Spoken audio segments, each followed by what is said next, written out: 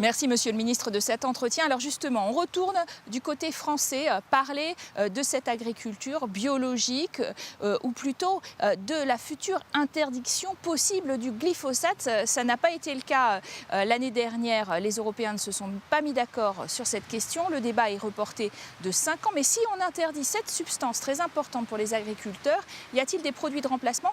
Et surtout, ne risque-t-on pas une sorte de dumping des pays tiers qui, eux, importeraient des produits qui auraient été soumis au glyphosate?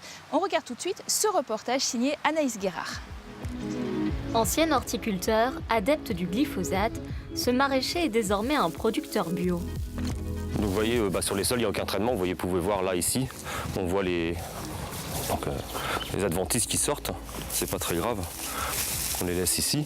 Et puis après, la seule pulvérisation qu'on fait, c'est sur les feuilles, directement. On a un jardin qui n'est pas aseptisé, comme je dis, on laisse passer le temps. Mais bon, tout le monde ne peut pas le faire, quoi. Alors que l'UE a prolongé l'autorisation du glyphosate pour 5 ans, la France a renoncé à l'interdire par anticipation. David a déjà sauté le pas. Produisant sans obligation de rendement, il utilise les produits de cette entreprise. Ici, on cherche des solutions bio à destination aussi de plus grosses exploitations. Ici, nous avons la chambre de culture, donc le phytotron. Le phytotron, il nous permet vraiment de contrôler toutes les conditions, c'est-à-dire la température, l'humidité et l'éclairage. Utiliser des biostimulants et renforcer la vie des sols, une alternative qui a de l'avenir aux yeux de cet entrepreneur, mais pas une solution miracle. Évidemment qu'il me demande tous les 6 mois est-ce que j'ai trouvé la solution pour remplacer le glyphosate. Je dis ça va venir, mais on ne l'a pas encore. Là, on a inventé un produit biostimulant foliaire qui permet à l'agriculteur de baisser de l'ordre de 15%, 20% les doses de pesticides utilisées. Aucune molécule remplaçante pour cet herbicide total. Pour les agriculteurs qui l'utilisaient pour faire place nette en interculture, la solution, quelle qu'elle soit, sera plus contraignante et plus coûteuse. Le tout, c'est de trouver l'équilibre entre, on va dire, le produit complément naturel ou le produit chimique, mais qui sera dosé à bon escient sans devenir, entre guillemets, un poison. C'est un peu comme les médicaments. Pour se passer totalement du glyphosate, cela coûterait donc plus cher, surtout pendant la phase de transition. Ce serait un investissement dans de l'emploi. Mais en fait, une part du coût de cet investissement, finalement, serait annihilée par les dépenses qui n'ont plus lieu dans le domaine de l'usage du glyphosate.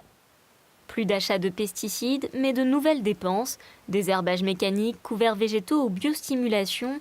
La France a demandé un rapport à l'INRA sur les alternatives possibles au glyphosate. Un obstacle économique subsiste, les importations par la petite porte des pays tiers. C'est la question de la concurrence déloyale des denrées qui rentreraient en Europe en ayant utilisé le glyphosate quand les pays européens s'en passeraient.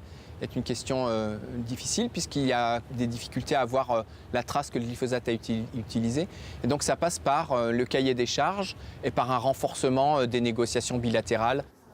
Le débat se poursuit à Bruxelles avec une commission sur les pesticides, née à la suite des Monsanto Papers. Ici, 2 camps s'affrontent, les pro-industrie et ceux qui prônent un changement vers une agriculture plus respectueuse de l'environnement, pourvu que l'on évite la concurrence déloyale, externe et interne. Il faudra que l'agriculture des pays tiers, en biologie, réponde aux critères et aux exigences des règlements européens. Là où la question est posée, c'est parce qu'effectivement, les États membres ont toute latitude pour décider d'interdire des molécules élaborées à partir de glyphosate.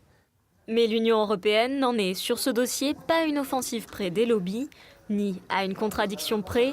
Après avoir renouvelé l'autorisation du glyphosate pour 5 ans, la Commission vient d'autoriser un OGM résistant au glyphosate pour 10 ans.